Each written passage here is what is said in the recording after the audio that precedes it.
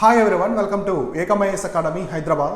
So మనం discuss చేస్తున్న current అఫైర్స్లో ఇవాళ అయితే చాలా ఇంపార్టెంట్ అంశాలు ఉన్నాయి కరెంట్ ఈవెంట్స్లో. అవి ఏమైనా డిస్కస్ చేసుకుందాం. సో ఇండియాకి ఇవాళ వచ్చేసి చీతాలు తీసుకొచ్చారు, నమీబియా నుంచి చీతాలు తీసుకొచ్చారు. నెక్స్ట్ మనకి హైదరాబాద్ విమోచన దినం ఈరోజే. సో వీటికి సంబంధించిన అన్నీ కూడా ఉన్నాయి కదా, దానికి సెలబ్రేషన్ చేస్తున్నారు. వాటన్నిటి గురించి మనము డిస్కస్ చేసుకుందాం. చివర్లో మనము ప్రిలిమ్స్కి సంబంధించిన 5 ప్రశ్నలు కూడా ఇక్కడ డిస్కస్ చేసుకుందాం. అవన్నీ కూడా క్లియర్గా చూద్దాం ఒక్కొక్కటి.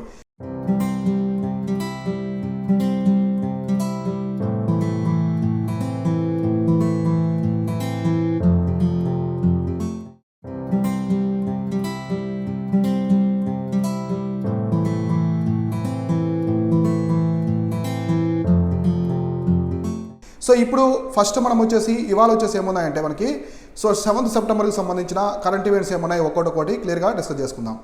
సో ఇప్పుడు 7th సెప్టెంబర్కి చూసుకుంటే మనకి ఫస్ట్ వచ్చేసి India to be home to cheetahs after the 70 years. So మామూలుగా ఒకప్పుడు మన ఇండియాలో చీతాస్ ఉన్నాయి, ఒకప్పుడు మన ఇండియాలో కూడా చీతాస్ అనేవి ఉన్నాయి. కాకపోతే అవి ఏమైనా కొన్ని సంవత్సరాల ముందు అంతరించిపోయాయి. ఆల్మోస్ట్ మనకి 70 years ముందు అంతరించిపోయాయి అనమాట. ఒకే ఒక చీతా ఉన్నది, అది కూడా చనిపోయింది. దాంతో కంప్లీట్గా ఆ స్పీసీస్ అన్నీ కూడా చనిపోయాయి. ఇప్పుడు చూద్దాం. సో 8 ఆఫ్రికన్ చీతాస్, సో మొత్తం 8 తీసుకొస్తున్నారు. ఆఫ్రికా నుంచి 8 cheetahs are set to move from Namibia. Country important, examination పరంగా ఇట్లాంటివి అడుగుతారు. సో రీసెంట్గా ఇండియా వచ్చి చీతాను తీసుకొచ్చింది, ఎక్కడ తీసుకొచ్చారో అడుగుతారు అనమాట. So cheetahs into their new habitat Kuno national park in the Madhya Pradesh. So అవి చూసుకోవాలి. కునో నేషనల్ పార్కు ఎక్కడ తీసుకొస్తున్నారంటే కునో నేషనల్ పార్క్ మధ్యప్రదేశ్కి తీసుకొస్తున్నారు.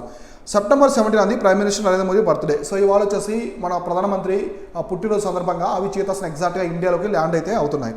So PM is expected to release అది 5 female and 3 male cheetahs into the park quarantine enclosures on the Friday, part of the efforts to revitalize and diversify the country's wildlife and habitat, as office said.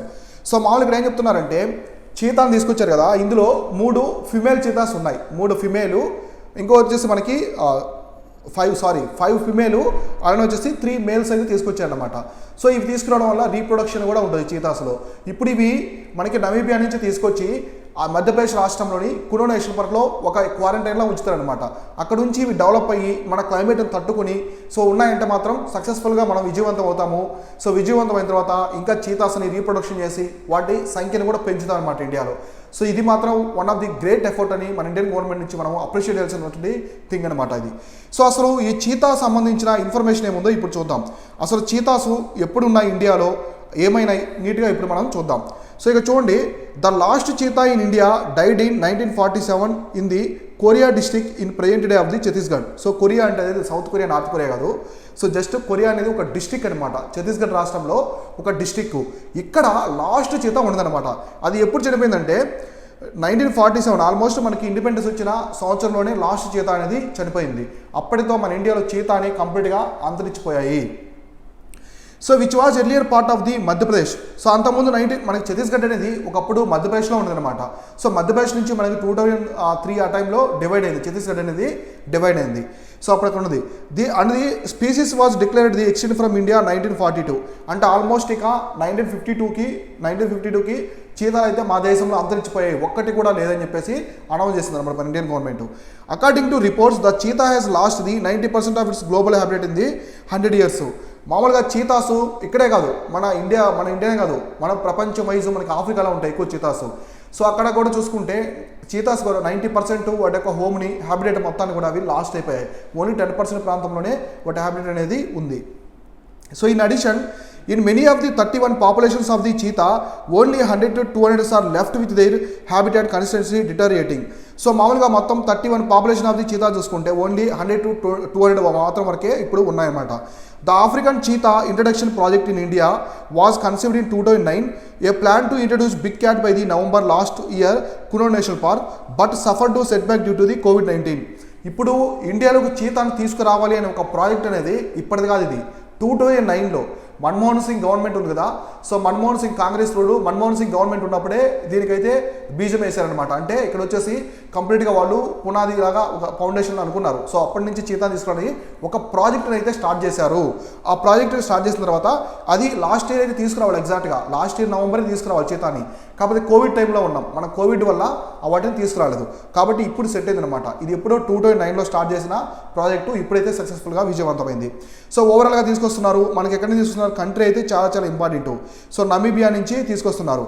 So ఇంకా south Africa నుంచి కూడా తీసుకోవాలని చెప్పేసి ఒక planning ఉంది. ఇది కూడా చూస్తున్నారు ఇంకా. సో ఇది సక్సెస్ అయిందంటే రిమైనింగ్ కూడా తీసుకొచ్చేదానికి అవకాశం ఉంది. సో అది. So next current events important. India stands 4th in the global crypto adaptation index. So మనకి గ్లోబల్ క్రిప్టో అడాప్టేషన్ ఇండెక్స్ అనేది ఉంటుంది. సో మన గ్లోబల్ హంగర్ ఇండెక్స్ కావచ్చు, హ్యూమన్ డెవలప్మెంట్ ఇండెక్స్, రిపోర్ట్స్ ఉంటాయి, is of doing business report ఇలా ఉంటాయి కదా. ఇవి ఎగ్జామినేషన్కి ఎక్కువగా అడుగుతుంటారు. ఇవేంటి అంటే రిపోర్ట్స్ అండ్ ఇండిసెస్ అనేవి చాలా ఇంపార్టెంట్. ఇక్కడ మీరు ఇవి ఎవరు పబ్లిష్ చేస్తారు, పబ్లిషర్స్ ఎవరున్నారు, దీంట్లో ఇండియా యొక్క స్టాండ్ ఏంటి, ఇవన్నీ కూడా క్లియర్గా చూసుకోవాలి. ఎగ్జామినేషన్ పరంగా ప్రిలిమ్స్లో యూపీఎస్సీ కానీ స్టేట్ పీసీస్ పరంగా అడుగుతూ ఉంటారు. సో చూద్దాం. The block chain analysis platform. Chainalysis అనమాట. ఇది బ్లాక్ చైన్ అనాలిసిస్ సంబంధించింది. Chainalysis published the global crypto adaptation index for 2022 for nations with the highest crypto currency adoption అంటే rate with India ranking 4th in the list. ఎక్కువ మంది crypto కరెన్సీని ఎవరు adaptation చేసుకుంటున్నారు, trading కావచ్చు, క్రిప్టో కరెన్సీ ట్రేడింగ్ పరంగా, adaptation పరంగా ఎవరు ఎక్కువ ఉన్నారో ఇక్కడ చూస్తారనమాట. 2 spots down last year. India last year వచ్చేసి 2nd ర్యాంక్లో ఉన్నది. ఇప్పుడైతే 2 spots వచ్చేసి డౌన్ అయిపోయి 4th ప్లేస్కి అయితే వచ్చింది. Chain analysis report noted the emerging markets dominate the global crypto adaptation index this year అనమాట. సో దీంట్లో మామూలు ఎమర్జింగ్ అవుతున్నాయి కదా, మార్కెట్స్ అనేవి ఎమర్జ్ అవుతున్నాయి కదా.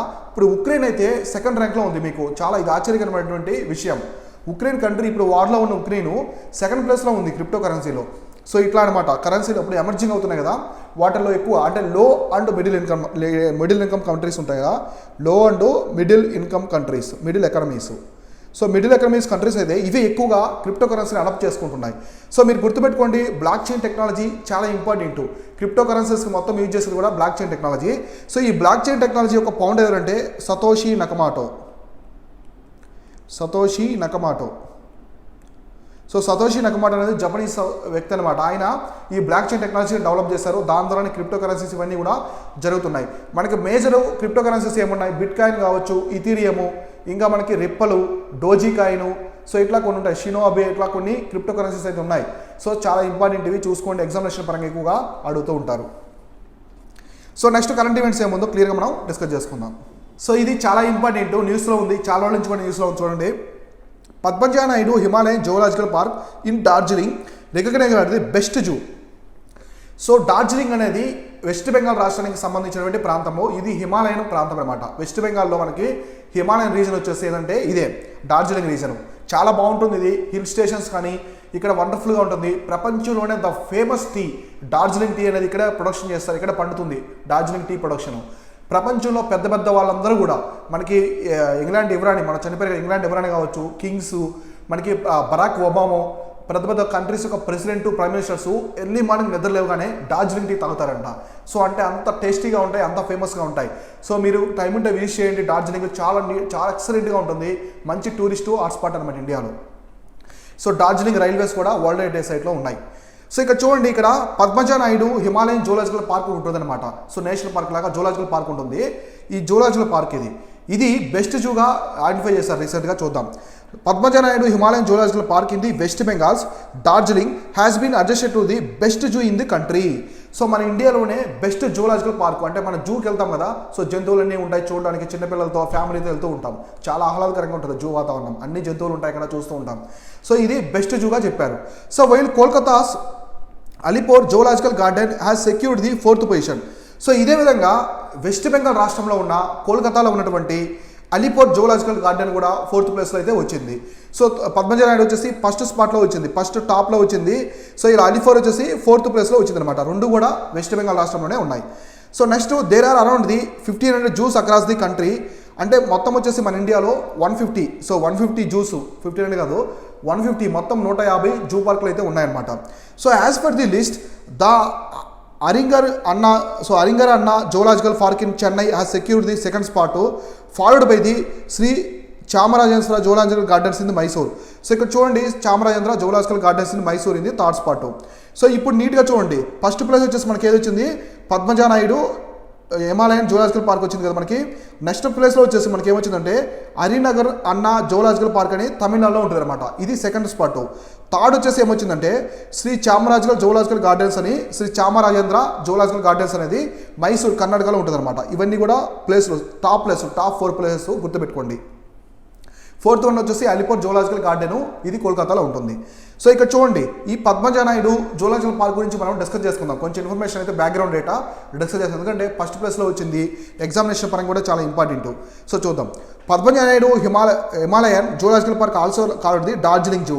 దీన్నే వచ్చేసి పద్మజా నాయుడు హిమాలయన్ జూలాజికల్ పార్క్ని డార్జిలింగ్ జూ షార్ట్కట్లో అందరూ పిలుస్తూ ఉంటారు. ఈజీఏ 65.56 ఎకరాస్, మొత్తం వచ్చేసి 67.56 ఎకరాస్ అనేది ఉంటుంది. So town in the Darjeeling tea in the Indian state of West Bengal, మనకి వెస్ట్ బెంగాల్ రాష్ట్రంలో డార్జిలింగ్ ప్రాంతంలో ఉంటుంది. The zoo was open in the 1958 and average elevation of the 7000 feet, ఇది largest high altitude zoo in the country. So మనకి ఇది ఎప్పుడు open చేశారంటే 1958 సంవత్సరంలో ఓపెన్ చేశారనమాట. ఓపెన్ చేసిన తర్వాత మనకి హై ఆల్టిట్యూడ్లో అంటే ఎక్కువ ఎత్తైన ప్రాంతంలో ఉండే అతిపెద్ద జూ వచ్చేసి ఇదే. It specialises the breeding animals adapted to alpine conditions. అంటే హిమాలయన్ ప్రాంతం కాబట్టి ఆటోమేటిక్గా అక్కడ ఆల్ఫైన్ కండిషన్స్ అనేవి, క్లైమేటిక్ కండిషన్స్, ఆల్ఫైన్ కండిషన్స్ అనేవి ఉంటాయి. So has successful captive breeding programmes for the snow leopard ఒకటి, critically endangered Himalayan wolf, red panda. So ఈ ఎనిమల్స్ అనేవి క్రూషియల్ ఎనిమల్స్ అనమాట. ఆ జూలో వచ్చేసి క్రూషియల్ ఎనిమల్స్ ఎస్పెషల్లీ ఏమున్నాయంటే స్నో లిపార్డ్ ఒకటి, హిమాలయన్ వుల్ఫ్, మనకి హిమాలయన్ ప్రాంతాలకు చెందిన తోడేలు, నెక్స్ట్ రెడ్ పాండా ఎనిమల్ చాలా ఫన్నీగా ఉంటుంది, ఇది ఎలుగుబంటి. సో ఇవన్నీ కూడా ఇక్కడ ఇంపార్టెంట్ ఎనిమల్స్ అనమాట. సో నెక్స్ట్ చూద్దాం. నెక్స్ట్ వచ్చేసి India's forest university, first forest university to establish in Telangana. So Telangana రాష్ట్రంలో ఇండియాకి సంబంధించిన మొట్టమొదటి ఫారెస్ట్ యూనివర్సిటీ అనేది ఓపెన్ చేస్తున్నారు, ఏంటో చూద్దాం. So India is going to first forest university. The first forest university act 2022 approved by the Telangana assembly. So Telangana assembly అనేది adapt చేసి అక్కడ వచ్చేసి అప్రూవ్ చేసింది. The university of forestry will be first of it's kind in India. So ఇట్లా forest అనేది state government తరపున పెట్టడం అనేది మొట్టమొదటిసారి అనమాట ఇండియాలో, ఇదే మొట్టమొదటిసారి. Globally it will be the third university of forestry after Russia and China. అంటే ఇట్లా మనకి ఫారెస్ట్రీకి సంబంధించిన ఒక సపరేట్ యూనివర్సిటీ. ఫారెస్ట్రీ ఇప్పటి వరకు చూడండి మనకి ఎక్కడైనా కూడా మామూలు యూనివర్సిటీస్ ఉంటాయి, అందులోనే ఫారెస్ట్ అనేది ఒక డిపార్ట్మెంటా ఉంటుంది, కానీ ఇట్లా ఒక ఫారెస్ట్రీకి సంబంధించి సపరేట్ యూనివర్సిటీ ఎక్కడా లేదనమాట ఇండియాలో ఇప్పటి వరకు. ఇది మొట్టమొదటిసారి. ఇప్పటి వరకు ఓన్లీ 2 దేశాలనే ఉన్నాయన్నమాట. ఒకటి రష్యాలో ఉంది, ఇంకోటి చైనాలో ఉంది. తర్వాత మంది మూడో కంట్రీ అయిందనమాట. ఆఫ్టర్ 2 countries, రష్యా చైనా తర్వాత మంది రెండో country. So the Telangana government has decide to expand the forestry college and research institute in Hyderabad. The FCRA will be turned into A full fledged university. So ఇట్లా హైదరాబాద్లో దీన్ని start చేస్తున్నారు. ఇండియాలోనే మొట్టమొదటి forest university start అయింది తెలంగాణ ఇన్ హైదరాబాద్ సిటీ. ఇక్కడ start చేస్తున్నారు కాబట్టి గుర్తుపెట్టుకోండి, చాలా ఇంపార్టెంట్. ఇది కంట్రీస్ అయితే మనం చూసుకుంటే మొట్టమొదటిసారి ఎక్కడ స్టార్ట్ చేస్తారంటే రష్యాలో స్టార్ట్ చేశారు. రష్యా తర్వాత ఇప్పుడు చైనాలో స్టార్ట్ చేస్తున్నారు. ఫస్ట్ స్పాట్, సెకండ్ స్పాట్, ఇప్పుడు థర్డ్ స్పాట్ వచ్చేసి ఇండియాలో అయితే స్టార్ట్ చేస్తున్నారు. అది కూడా ఇండియాలో ఎక్కడంటే తెలంగాణ రాష్ట్రంలోని హైదరాబాద్ సిటీలో మొట్టమొదటి ఫారెస్ట్ యూనివర్సిటీ అనేది స్టార్ట్ చేస్తున్నారు, గుర్తుపెట్టుకోండి. సో నెక్స్ట్ వచ్చేసి Jharkhand becomes the third state to have a food security atlas. మన ఇండియాలో ఫుడ్ సెక్యూరిటీ అట్లాస్కి సంబంధించి ఇప్పటివరకు అయితే 2 రాష్ట్రాలు ఇంప్లిమెంట్ చేశాయి. ఇప్పుడు జార్ఖండ్ అనేది 3వ స్టేట్గా మనం చెప్పుకోవచ్చు. So Jharkhand become the third state after Bihar and Odisha. So A states అంటే ఫస్ట్ బీహార్ అనేది స్టార్ట్ చేసింది ఫుడ్ సెక్యూరిటీ అట్లాస్. తర్వాత వచ్చి ఒడిస్సా అయితే స్టార్ట్ చేసింది. In the eastern India having the food security atlas for the rural areas. Odisha and Bihar had their atlas launched in the 2018. So food security atlas of rural Jharkhand 2022 launched in Ranchi. So ఈ బీహార్, ఒడిస్సా అనేది 2020లో launch చేశాయి. ఈ food atlas అనేది launch చేశాయి, eastern ఇండియాలో launch చేశాయి. First state వచ్చేసి మనకి బీహారు, సెకండ్ వచ్చి ఒడిస్సా, ఇప్పుడు ఈస్టర్న్ ఇండియాలో 3ది వచ్చేసి జార్ఖండ్. 2019 లాంచ్ చేశాయి. తర్వాత ఇప్పుడు జార్ఖండ్ రాష్ట్రం అనేది లాంచ్ చేసింది. ఇది రాంచీ. జార్ఖండ్ యొక్క క్యాపిటల్ ఏంటి? క్యాపిటల్ రాజధాని వచ్చి రాంచీ అనమాట. అక్కడ మనకి గవర్నమెంట్ ఆఫీస్ అన్నీ ఉంటే అక్కడ లాంచ్ చేశారు. Finance minister of the Jharkhand doctor Rameshwar Oraon assured that the government would make efforts towards the giving quota and green cards to food insecurities in the district of Jharkhand. అంటే జార్ఖండ్ రాష్ట్రంలో ఎవరికైతే ఫుడ్ సెక్యూరిటీ ఉండాలి, వాళ్ళకి సరైన కోటా ఇవ్వాలి. మనకి ration ఇస్తారు కదా, ration PDS public distribution system ఇస్తారు కదా, వాటికి సంబంధించింది. అలానే గ్రీన్ కార్డ్స్ కూడా ఇస్తున్నారు అనమాట. ఫుడ్ ఇన్సెక్యూర్ ఉంటారు. ఏ డిస్ట్రిక్ట్లో అయితే, ఎందుకంటే ఇక్కడ ట్రైబల్స్ ఎక్కువ ఉంటారు. జార్ఖండ్ రాష్ట్రంలో వచ్చేసి మేజర్ ట్రైబ్స్ అంతా కూడా ఎక్కువ జార్ఖండ్ రాష్ట్రంలో ఉంటారు. వీళ్ళకి పోషకాహార విలువలు చాలా తక్కువ ఉంటాయి ట్రైబల్స్లో. కాబట్టి వాటిని పెంపొందించాలి, వాళ్ళకి కూడా న్యూట్రిషనల్ ఫుడ్ అనేది అందించాలనే ఉద్దేశంతో ఇక్కడ వాళ్ళకి గ్రీన్ కార్డ్స్ ఇస్తారనమాట. ఏ డిస్ట్రిక్ట్లో అయితే పోషకాహార లోపం ఎక్కువ ఉందో, ఫుడ్ ఇన్సెక్యూరిటీ ఉందో, వాళ్ళకి గ్రీన్ కార్డ్స్ ఇచ్చి వాళ్ళ మీద ఎక్కువ స్పెషలైజేషన్ అంటే ఫోకస్ చేసి వాళ్ళు కూడా న్యూట్రిషనల్ పరంగా స్ట్రాంగ్ అనేది చేస్తారు. ఈ విధంగా జార్ఖండ్ అనేది థర్డ్ స్టేట్. సో ఇవి వచ్చేసి డైలీ కరెంట్ అఫైర్స్. ఇప్పుడు మనము ప్రిలిమ్స్ ప్రశ్నలు లాస్ట్లో చెప్పాను కదా, ప్రిలిమ్స్ ప్రశ్నలు ఏమన్నా ఇప్పుడు మనము క్లియర్గా డిస్కస్ చేసుకుందాం. సో ఇక్కడ వచ్చేసి మనకి చూడండి, ఇక్కడ చాలా important. So KVIC has recently set up a Tussar Silk and Production Center in which state? So answer వచ్చేసి ఇక్కడ ఒడిస్సా. రీసెంట్గా మనకి సిల్క్ ప్రొడక్షన్లో చాలా వెరైటీస్ ఉంటాయి. ఇండియాలో మొత్తం వచ్చేసి 4 వెరైటీస్ ఉంటాయి. 1, 2, 3, 4 వెరైటీస్ ఉంటాయి. ఇవన్నీ చూసుకోండి. చాలా మనకి మల్బరీ సిల్క్ కావచ్చు, తుస్సార్ సిల్క్, ఇట్లా చాలా టైప్స్ ఉంటాయి అనమాట. అవి చూసుకోండి. మనకి ఎక్కువగా ఇండియాలో తుస్సార్ సిల్క్ ఇట్లాంటి, మల్బరీ సిల్క్ ఇట్లాంటి ఎక్కువగా ఉంటాయన్నమాట. చైనా కూడా సిల్క్ ప్రొడక్షన్లో చాలా హెవీగా ఉంది, ప్రొడక్షన్ ఎక్కువగా చేస్తూ ఉంటుంది. సో మనకి తుస్సార్ సిల్క్ ప్రొడక్షన్ సెంటర్ ఎక్కడ స్టార్ట్ చేస్తారంటే, మనకి రీసెంట్గా KVIC వచ్చేసి మనకి ఖాదీ విలేజ్ ఇండస్ట్రీస్ సెంటర్ ఉంటుంది కదా, ఇట్లా ఇది స్టార్ట్ చేసింది. ఒడిశా రాష్ట్రంలో అయితే స్టార్ట్ చేస్తారు. ఇట్లాంటి క్వశ్చన్స్ అనేవి నీట్గా చూసుకోండి. తర్వాత సెకండ్ వచ్చేసి NCB national conference on drug trafficking and national security was held in which city? So రీసెంట్గా నేషనల్ క్రైమ్ బ్యూరో ఉంది కదా మనకి, నేషనల్ క్రైమ్ బ్యూరో, అది national conference on drug trafficking national security మీద ఒక కాన్ఫరెన్స్ అయితే జరిగింది. అది ఎక్కడ జరిగిందని ఇక్కడైతే అడుగుతున్నారు. సో మైసూరు, హైదరాబాద్, చండీగఢ్, గౌహతి. చండీగఢ్లో అయితే జరిగిందనమాట. సో రీసెంట్గా చండీగఢ్ అనేది మనకి హర్యానా. సో హర్యానా ఒకటి, పంజాబ్కి సంబంధించిన కామన్ క్యాపిటల్ అనమాట. ఇది యూటీ. చండీగఢ్ అనేది యూటీ, యునైటెడ్ టెరిటరీ అనమాట, మనకి union territory. So union territory అంటే కేంద్ర పాలిత ప్రాంతం. ఇది హర్యానాకి, పంజాబ్ కలిపి సేమ్ క్యాపిటల్, కామన్ క్యాపిటల్. రీసెంట్గా ఛత్తీస్గఢ్ ఒక ఎయిర్పోర్ట్ వచ్చేసి షాహిద్ భగత్ సింగ్. సో ఎయిర్పోర్ట్కి షాహిద్ భగత్ సింగ్ అని పేరు పెట్టారనమాట, Shahid Bhagat Singh.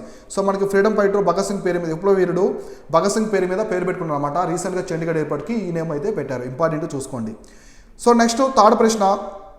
So third one ఏమి ఇచ్చారంటే, సో చూడండి, Vedanthangal bird sanctuary and Koonthankulam bird sanctuary which were declared Ramsar site are located in which state?